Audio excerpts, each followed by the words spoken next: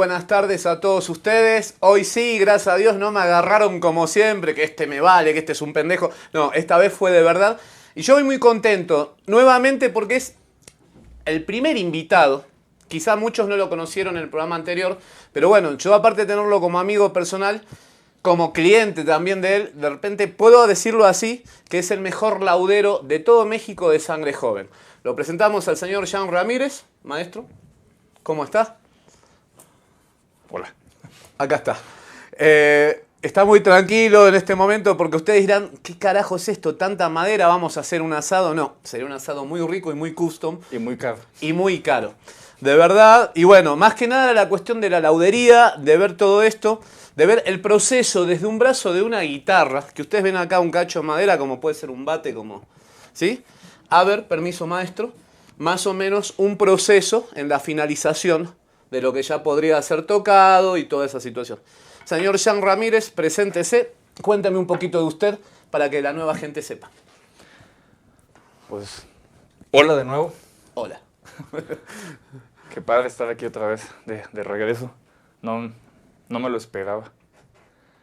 Y pues bueno, ya ves que, ¿cuánto tiempo tiene que platicamos de esto? Tiene un par de meses, ¿no? Un mes y medio. Algo así. Sí. Y bueno, quedan muchos temas en el aire todavía. Creo que lo último que hablamos fue de el impacto de China sobre los productores de instrumentos musicales. Y estuvo bien. Aunque, fíjate, algo que nos faltó aclarar por ahí es que algo muy positivo respecto al mercado chino y lo barato de sus productos es que gracias a eso, hoy en día casi cualquier persona, tengas los recursos que tengas, bueno, sobre todo cuando tienes pocos recursos, ya te puedes hacer de un instrumento musical. Hace unos 20, 30 años, si no tenías una muy buena lana para comprarte marcas de prestigio, pues te quedabas con las ganas de tocar. Actualmente es muy accesible, muy accesible, y casi hasta en las tiendas de abarrotes te encuentras una guitarrita ahí económica. Eso sí, y más quizá por la cuestión de Paracho, me imagino. Con toda la cuestión de que tenemos un lugar tan grosso, o sea, la cuestión, pues bueno, uno está pero ahí sí déjame decirte que hay de todo, para todos los gustos, ¿no? Y algo que es todavía de sentirse orgulloso es que los chinos no le han podido tumbar el mercado a las guitarras tradicionales de Paracho. ¿Y a qué se debe eso, John? A la buena calidad. Buena calidad. Pero no influye la mano de obra, o sea, el insumo con la cuestión de... Allá sabes bien que es un vaso de agua, un plato de arroz y se acabó. Acá, ¿cómo es la situación para que siga prevaleciendo ese concepto? Híjole, pues... Tal vez ese vaso de agua y vaso de arroz sea frijoles y agua también, ¿no? Pero porque sí es dura la situación actual. Es muy difícil para el artesano poder tener buenos ingresos y eso es complicado. Y cualquiera que esté en el medio de la artesanía sabe de lo que hablo, ¿no? Es complicado. Pero hasta el día de hoy, por calidad y precio, el mercado chino no le ha podido tumbar esa área de las guitarras de caja tradicional. Seguimos todavía aguantando. ¿Seguimos hablando de una guitarra acústica tipo flamenca? Exacto. ¿Tipo española? ¿O hablar de una guitarra ya más con el concepto del folclore mexicano? Exacto, una guitarra folclórica, por así decirlo. ¿Tipo una jarana, por decir? Las jaranas, los tresillos, las tercerolas, la guitarra del tamaño clásico estándar, siguen siendo muy accesibles en México. Están a muy buen precio, muy buena calidad. Y o sea, son bonitas, valen la pena, o sea, están muy bien. Por eso es que aún no se ha podido meter el mercado chino en eso.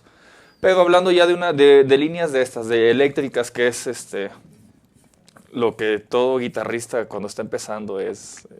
tienes tu guitarra de caja y pues ya estás soñando con tener tu guitarra eléctrica y irte a tocar con tu banda, ya lo puedes hacer sin tener que vender un riñón. Sí, esa es la parte que se puede agradecer. O alguien que quiera aprender a tocar violín, hace 20 o 30 años era muy costoso, era, por así decirlo, era deporte de ricos. Actualmente, ¿no? Ahora con 1,000 pesos en promedio te haces de un violín, que obviamente vale lo que cuesta. Y hoy ya mismo en la escuela inclusive podés elegir de tener esa actividad de aprender violín, de aprender... Claro, o sea, ya no es el sueño el sueño lejano que dices, híjole, sí, eso es para gente rica, ¿no? Eso es para gente con poder adquisitivo y todo.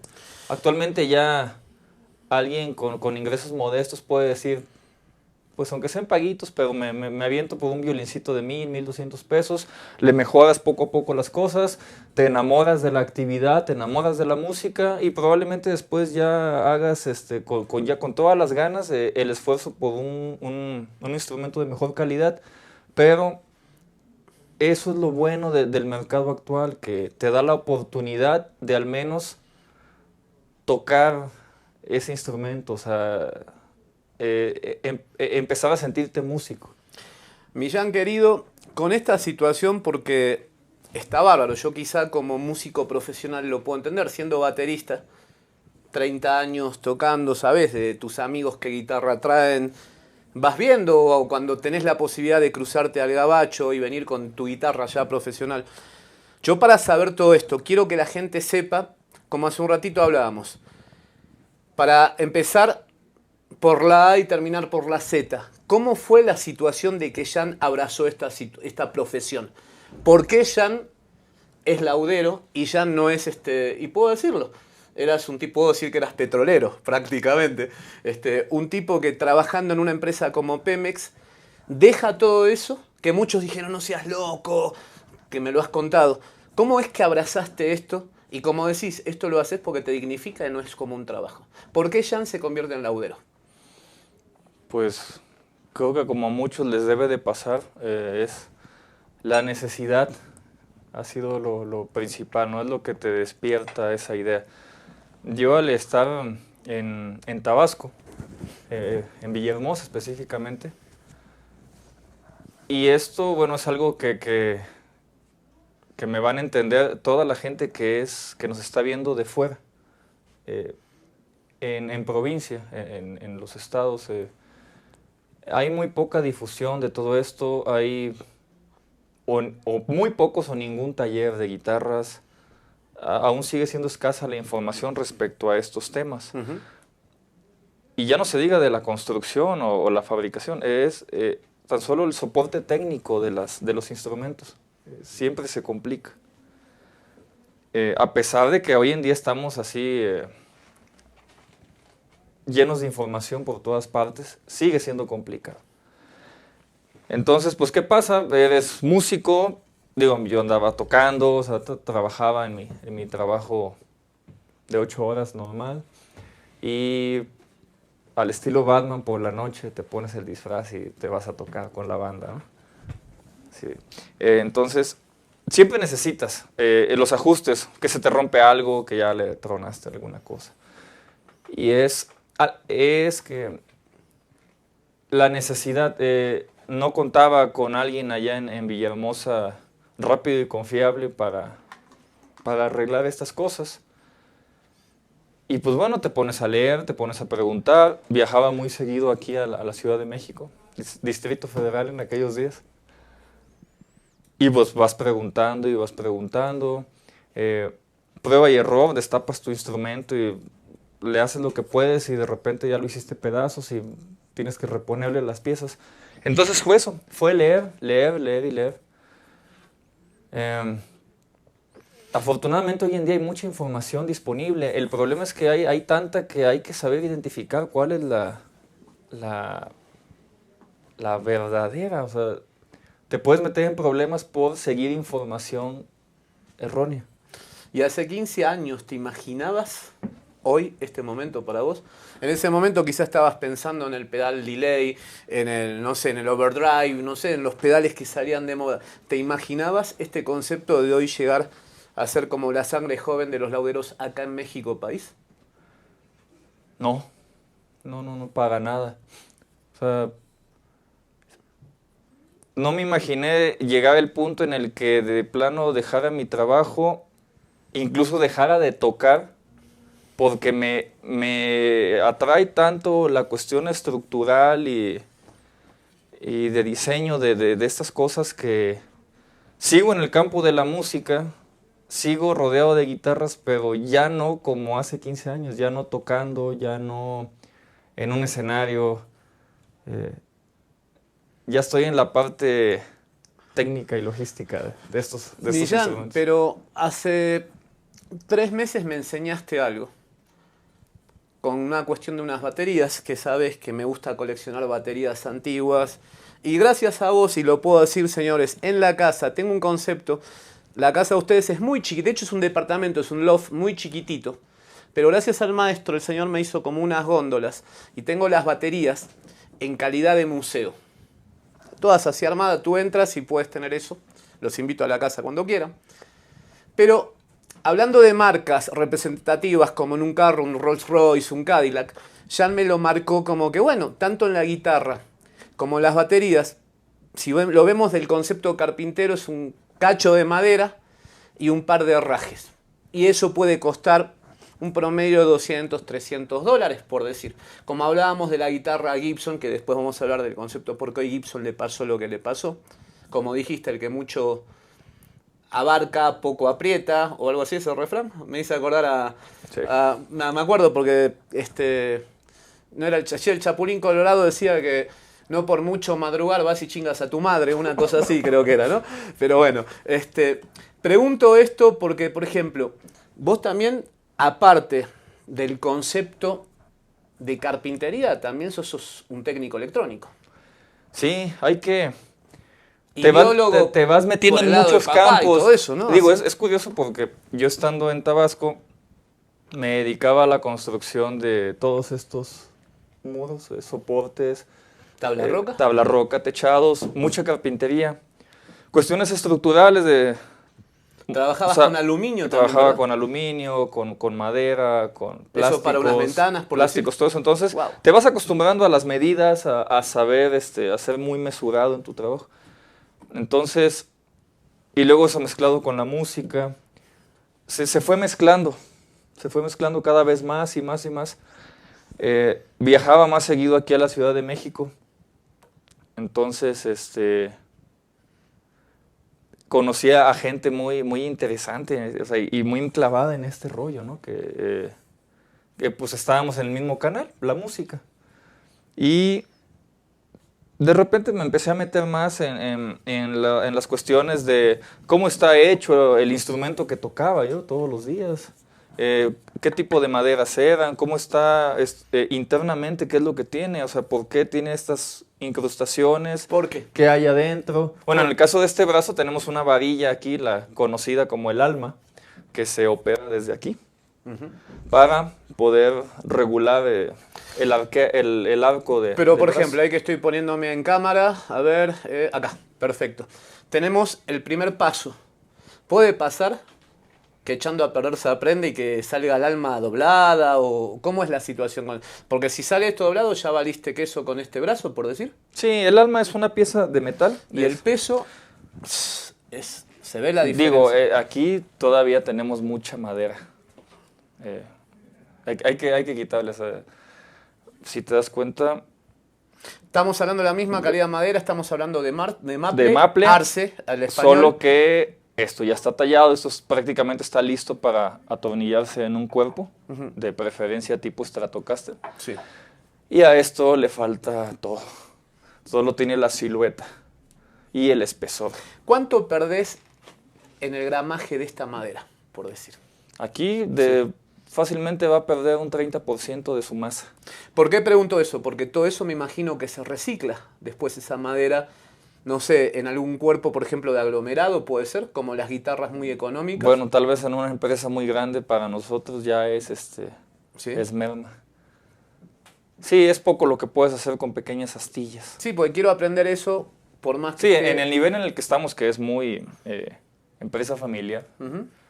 Sí, esas son cosas que ya no podremos aprovechar como lo harían una empresa grande, donde ellos tal vez hagan 200 de estos al día o 500 y Contra.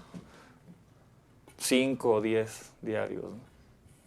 Y te da el tiempo como para hacer los 5 o 10 diarios. Yo sé que tenés demandas, pero Muchas sos veces polifuncional, no. exactamente. Sí, tienes que hacerle a todo y de repente quisieras que el día durara mínimo 36 horas.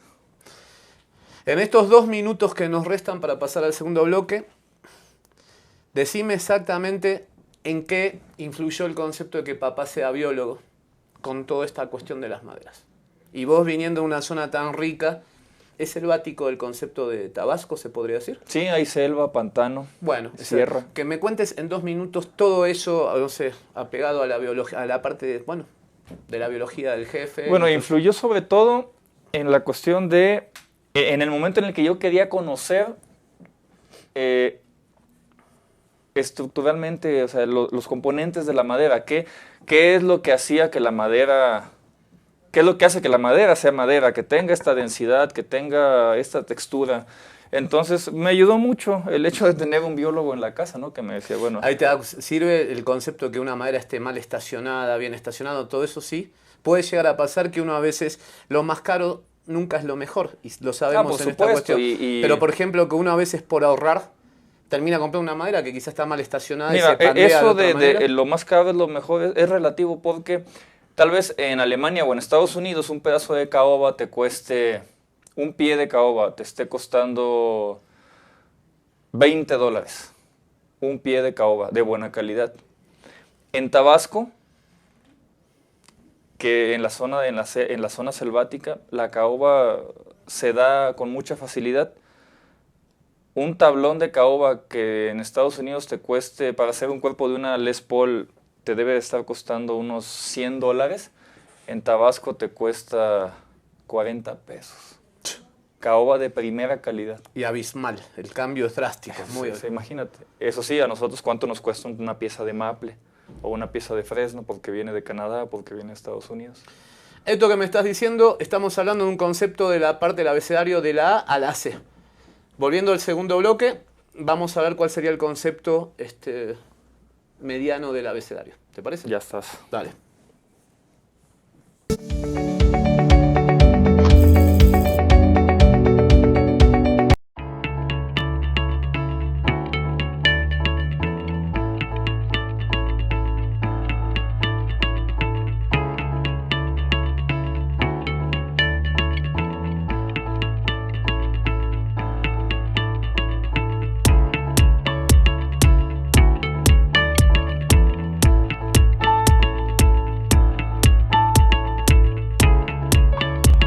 Estamos seguros que construyendo a través de la gente podremos trabajar y sobre todo contribuir en los resultados de su negocio.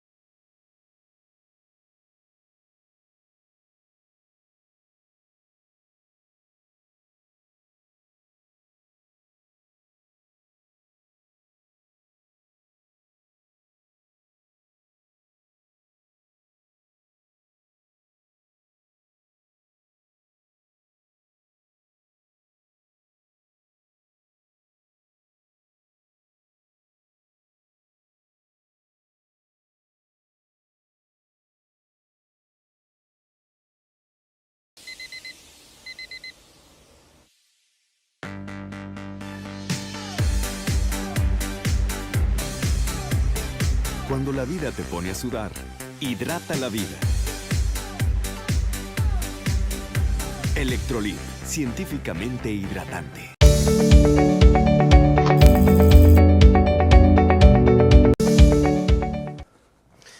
De vuelta, estamos contentos y estamos tranquilos porque hace un calor acá en el estudio. Y bueno, y estábamos acá con Jan, que la verdad es muy interesante todo lo que él nos está hoy enseñando.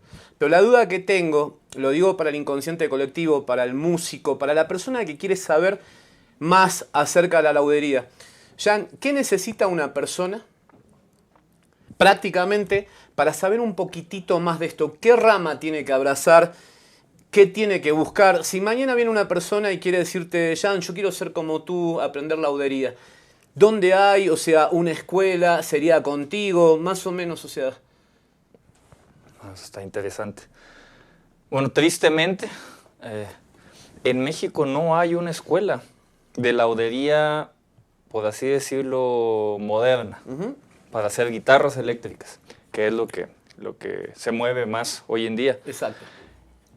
Eso sí, tenemos una de las escuelas de laudería tradicional de cuerda frotada, esto es violines, chelos, contrabajos. ¿Imba? Exacto. Okay. Bellas Artes, es reconocida a nivel mundial, es buenísima la escuela, no te imaginas la calidad de trabajos que hacen ahí, pero para violines, chelos, contrabajos. Sudamérica tiene escuelas. Sí. Pero no es un campo tan abierto y rico como tiene México. ¿Por qué México? O sea, ¿por qué la gente tiene que ir con Jan? A ver, vendete como el mejor negociante, el mejor comerciante. ¿Por qué yo tengo que ir contigo? Bueno, es como con los doctores, ¿no? Con los médicos, es así, porque le conozco bien las tripas a las guitarras y es... Okay. Y me cueste lo que me cueste, tiene que quedar bien el instrumento. Dale. Y bueno, hay experiencia ya manejando este tipo de cosas. Ahora, esto de las escuelas, te decía, solo está el IMBA, que es una escuela excelente. Actualmente hay un grupo de gente de Paracho, Michoacán, que organizaron un liceo para la construcción de guitarras tradicionales, las de caja, las tipo españolas. También muy buenos, aunque... Si no estoy mal, tiene 4 o 5 años apenas la escuela de guitarreros. Pero de esto no hay. Guitarras eléctricas no existe una escuela así formal. Hay pequeños talleres aquí y allá, pero nada bien formalizado. Entonces, ¿qué pasa? Tienes que meterte a estudiar en internet, preguntarle al que sabe. ¿Fuiste a Limba? Sí, tenía ganas hace unos años de entrar a Limba por la cuestión de construcción de instrumentos de cuerda frotada. Pero están en Querétaro, yo estaba en Tabasco, era complicado. ¿Aprendiste más de lo que sabías? ¿O lo que aprendiste también fue haber estado en el Gabacho? No, la verdad es que en el Limba solo fui a pedir informes. Hay un buen nivel entonces. No, está excelente. Eso sí, fueron muy amables, me dieron incluso algunos tips por ahí, cuestiones que tomar en cuenta para conocer los detalles de las maderas y eso. O sea, al menos me dijeron, mira, hay unos libros de física de la madera, de biología de la madera. Entonces sirve mucho, ¿no?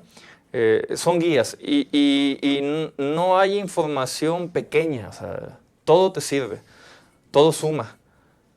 Entonces, ¿qué pasa ya cuando decido dedicarme más a esto?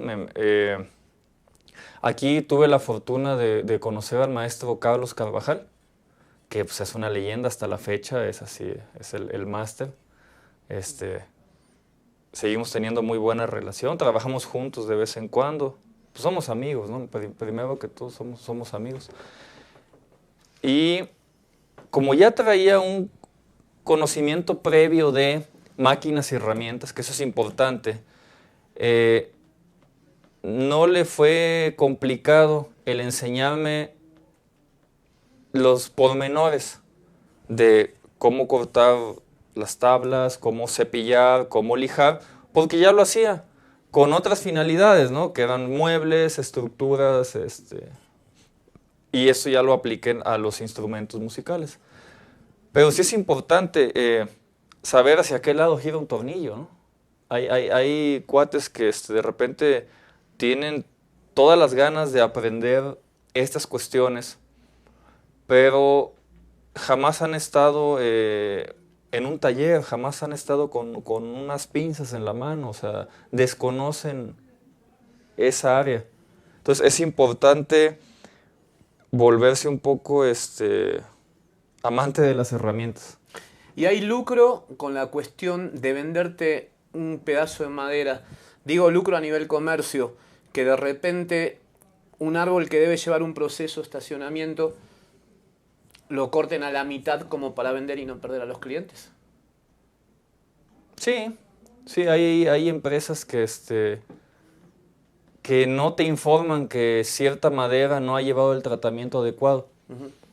Eso es algo que también hay que conocer muy bien en esto, ¿no? Cuando ya te empiezas a meter en el medio de la laudería, dices, ok, quiero construir una guitarra. Uh-huh. Ahorita no hablando tanto del tema del mantenimiento, porque eso hay información muy fácil de obtener respecto a, pues, cómo limpiarlas, cómo pulirlas, cómo afinar. A nivel tutorial. Sí, tutoriales. Okay. Pero a la hora que quieres construir, bueno, necesitas saber cuáles son las maderas ideales para construir los brazos de las guitarras, que normalmente no son lo mismo que los cuerpos de las guitarras. Guitarras o bajos.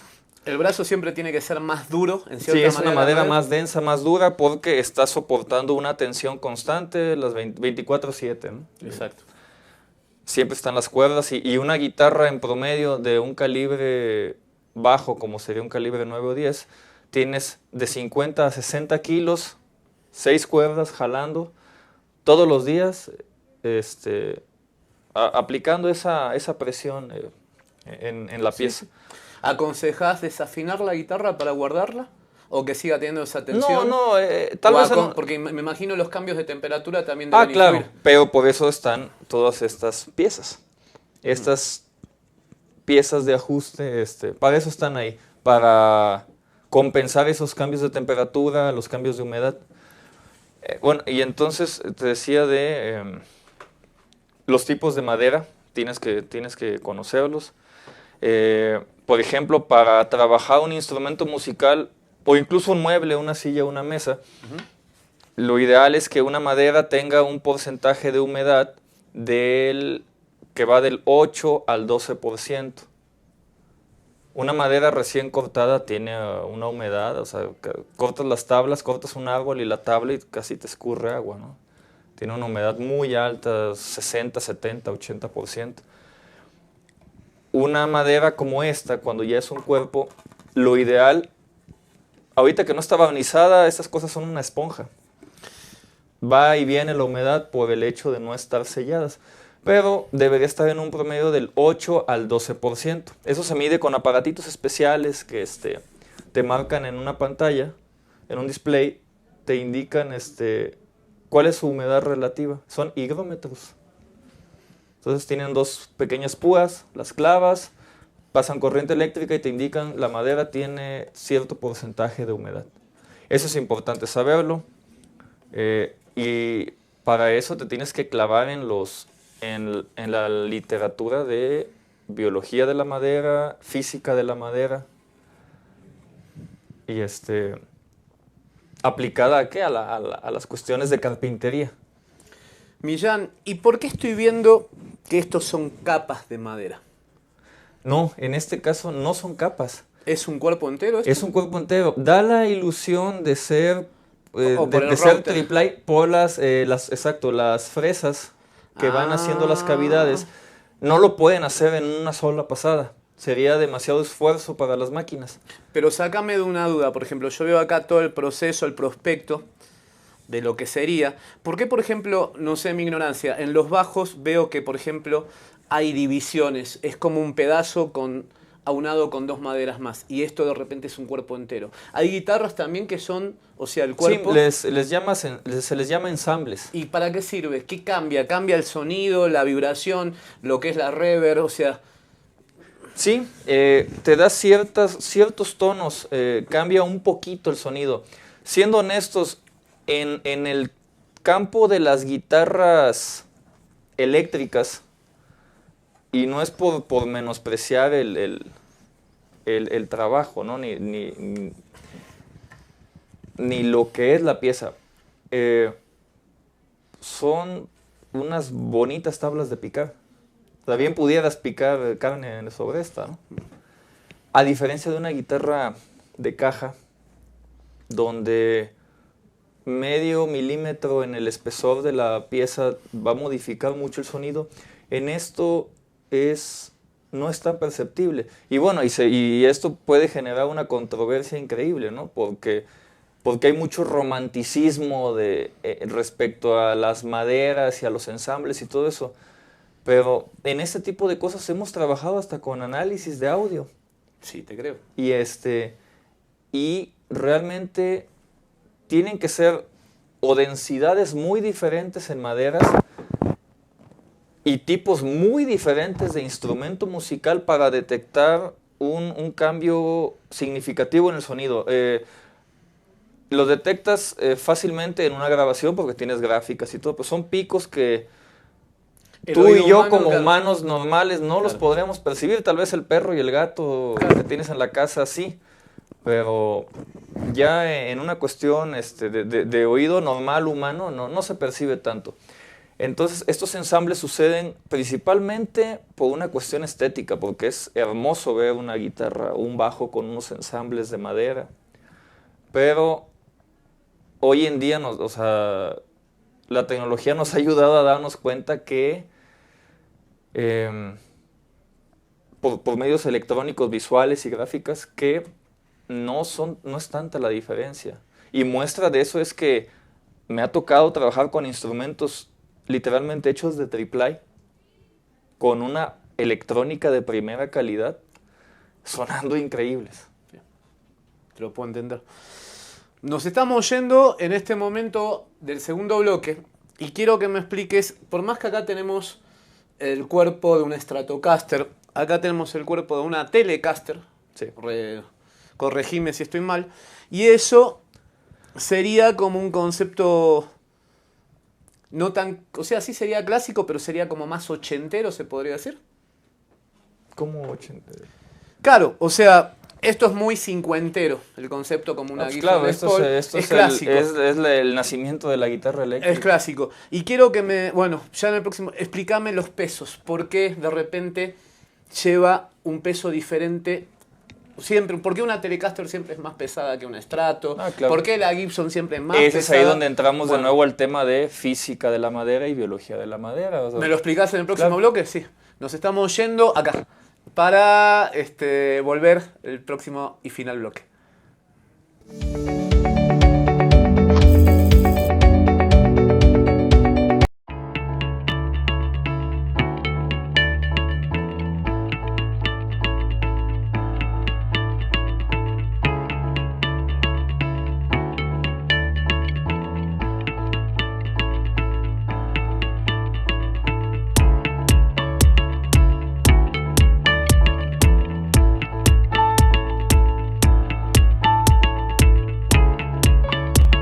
Estamos seguros que construyendo a través de la gente podremos trabajar y sobre todo contribuir en los resultados de su negocio.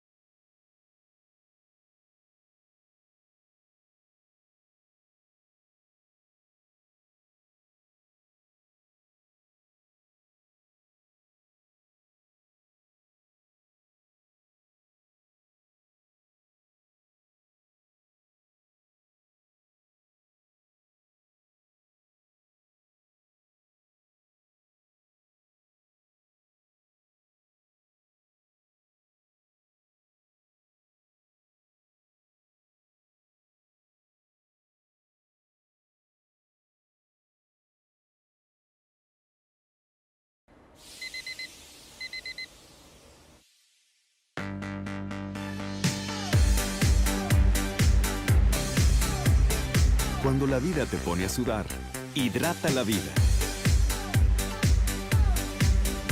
Electrolit, científicamente hidratante. Ya nos estamos yendo y de verdad me encanta, pero siempre el tiempo es cortito. Millán, además de conocer el concepto de la madera, ¿en qué campo nos tenemos que meter para proseguir con el concepto de la laudería moderna? Pues, mira, hablando específicamente de guitarras, bajos eléctricos, ayuda mucho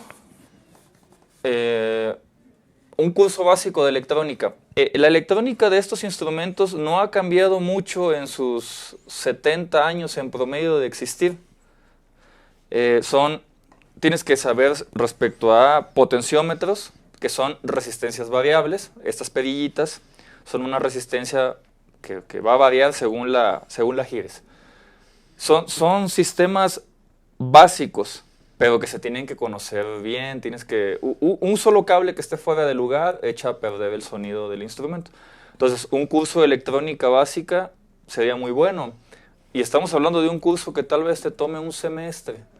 Perfecto. Con eso tienes suficiente, si eres aplicado, para entender el concepto básico de la electrónica en una guitarra eléctrica, de este tipo. Y bueno, se tendría uno que especializar más ya hablando de preamplificadores y estas cuestiones un poquito más sofisticadas, ¿no? Uh-huh. Pero leyendo te encuentras el camino. ¿El gramaje de los pesos para los cuerpos también influye? Que sepas, me imagino que una Gibson Les Paul con un cuerpo tan pesado no puede ser con una madera muy liviana, ¿sí me explico? O sea, eso también lo tenés que aprender, se tiene que estudiar. Sí, exacto. Eso está en el campo de la física de la madera y biología de la madera. Okay. Cuando ya empiezas a ver de qué están hechos los diferentes estilos de guitarras, los diferentes cuerpos, bueno, encuentras que tienes el alder como madera típica para un Stratocaster y para algunas Telecasters, el fresno como en este caso, que es una madera bastante pesada, aunque está la variedad llamada Ash Swamp, que es el fresno de pantano, sigue siendo pesada en relación al alder. Dan unos tonos ligeramente diferentes. Pero explícame de esta madera, que me dijiste que es una madera que aparte que es muy pesada, es hermosa, y me decís que es una madera oriunda de Tabasco. Sí, así es. ¿Cómo se llama esta madera? Te debo el nombre científico, pero allá se conoce como macuilí. Macuilí. Miren, señores, a ver si se puede acercar un poquito, un close-up. La veta es muy bonita. Con la veta, a ver si me voy acercando. Ahí se va. Para que vean qué belleza de madera. Papá, ¿y podría pasar como maple, se podría decir? No, tiene su identidad propia. Pero veo las vetas así, esas olas que tiene. Está muy bonita. Realmente esto es un experimento. Esta es una madera, aunque no lo creas, solo utilizada en las rancherías allá en Tabasco. De verdad. Los carpinteros en las comunidades la usan porque es muy resistente, fibrosa.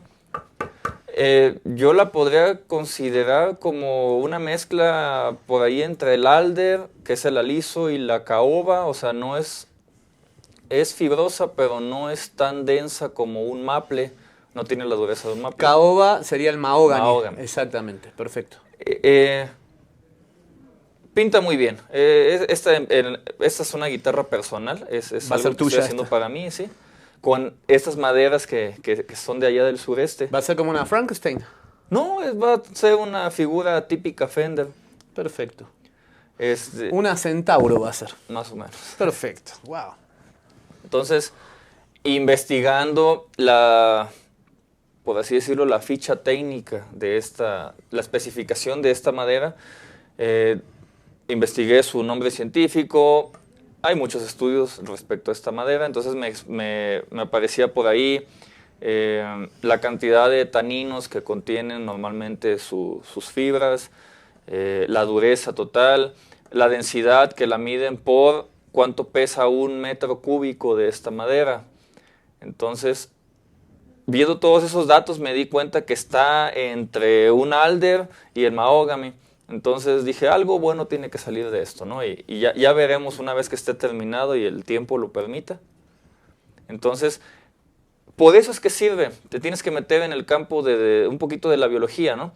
La gente que nos está escuchando, estén en donde estén, estoy seguro que si están en el norte del país o en el sur del país o en la costa del Pacífico, hay ciertas maderas en sus áreas que deben de servir en alguna de las partes de estos instrumentos. Entonces sería interesante que checaran qué es lo que tienen a disposición por ahí. Sí. No es necesario siempre estar importando cosas, o sea, podemos utilizar los materiales nacionales.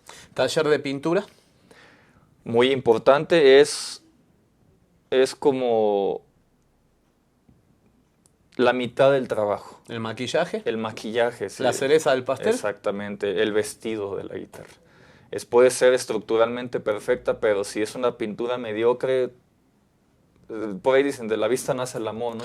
Y este tipo de maderas tan bellas, a nivel imagen, sus vetas, las harías, o sea, mucha gente las puede pintar de negro, de azul. Claro, es al gusto, pero yo preferiría dejarlo natural, expuesto con un buen tinte y que luzca más la veta. Esta madera me gusta porque una vez que está barnizada, tiene destellos dorados. ¡Wow! Entonces, es muy bonito. O sea, sería una lástima cubrirla completamente. Millán, y hoy, por ejemplo, con 50.000 pesos que estamos hablando a la paridad de plata mexicana con el dólar, a unos casi 2.650 dólares, ¿uno puede emprender como microempresario un concepto laudería? No, por supuesto. De hecho, necesitas es una fracción de eso. Realmente puedes empezar un taller dedicado a la laudería. ¿Con qué te gusta? Hasta con 500 dólares, 10,000 pesos más o menos. Obviamente con todas las limitaciones que eso implica, ¿no? Lo importante es saber lo que estás haciendo, saber hacerlo bien, con las herramientas que tienes. De nada nos serviría tener unas super lijadoras y unas super cortadoras si jamás has agarrado un desarmador, ¿no? Entiendo. Entonces va a ser progresivo. Yo en lo personal así empecé, con un juego de desarmadores, un juego de serruchos. Actualmente ya tengo ya varias máquinas, un taller ya muy profesional, ¿no? Pero le falta muchísimo, cada vez se le va metiendo más.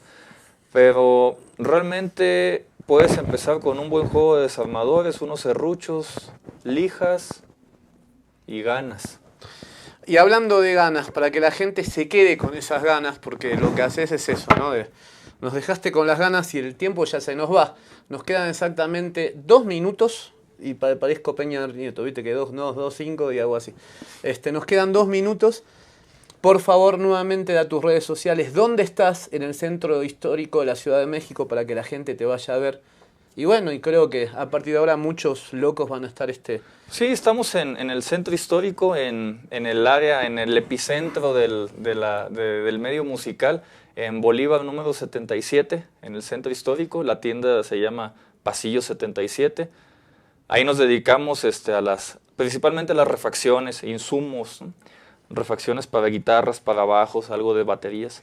Y damos el servicio de todo esto. De laudería. De laudería. O sea, un mantenimiento total, un servicio. Desde el servicio básico, como sería la afinación, alineación y balanceo de un coche, hasta fabricar completamente un Papá, instrumento. y si alguien de repente tiene un golpe, se le cayó o se le picó y quiere, como si fuera ir con un chapista, con un ojalatero, ¿pueden hacer lo mismo contigo? Claro, también, de eso se trata. Bueno, señores, Pasillo 77, la Ciudad de México, centro histórico.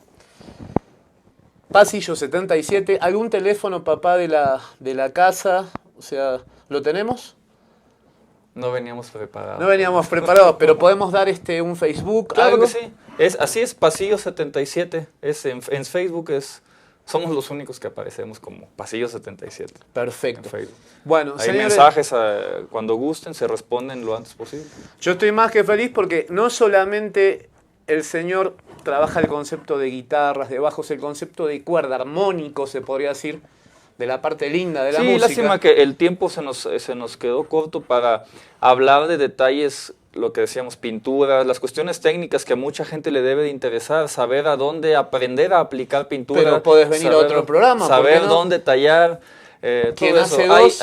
Nada más que buscan la información, al menos aquí en la Ciudad de México es increíble, puedes aprender de todo. Si quieres aprender una buena aplicación de pintura, las clases son gratis y te las imparten las mismas marcas conocidas de pinturas.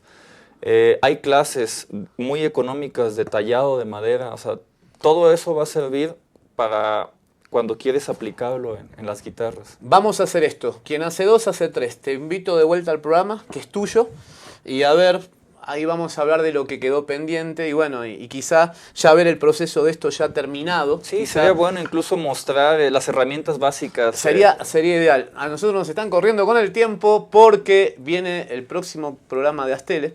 Y bueno, yo muy feliz acá con mi amigo Jan. Y les decía que no solamente es cuestión de bajos, guitarras, violines, lo que ustedes quieran, sino también yo soy asiduo cliente del señor con baterías que las deja impresionantes. Eso ya es otro ramo, pero bueno, acá con este chingón lo hacemos. Señores, nos despedimos hasta la semana que viene con Punto de Vista Point.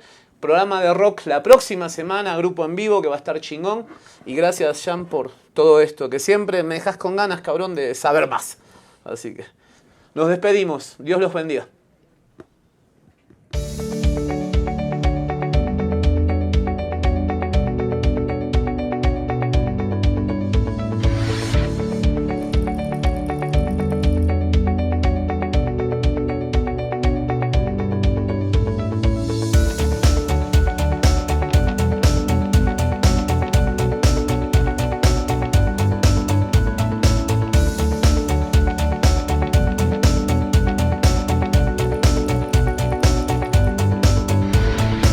Astele.tv